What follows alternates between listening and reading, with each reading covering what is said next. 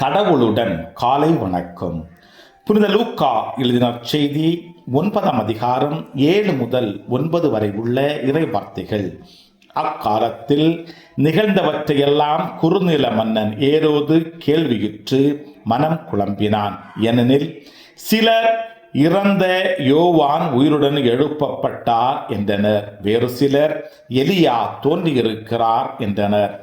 மற்றும் சிலர் முற்காலத்து இறை வாக்கினருள் ஒருவர் உயிர்த்தெழுந்துள்ளார் என்றனர்.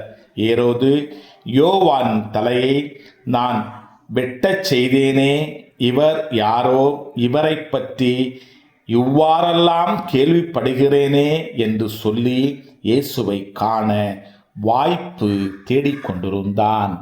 கிறிஸ்துவின் நற்செய்தி.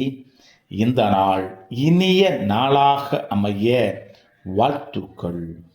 பல பல பல புதுமைகள், பெருமைகள், இனிமைகள் இறங்கிய நல்ல நாள், ஒரு நல்ல நாள், நம் தேவன் தந்த நாள். இது நல்ல நாள், ஒரு நல்ல நாள், நம் தேவன் தந்த நாள்.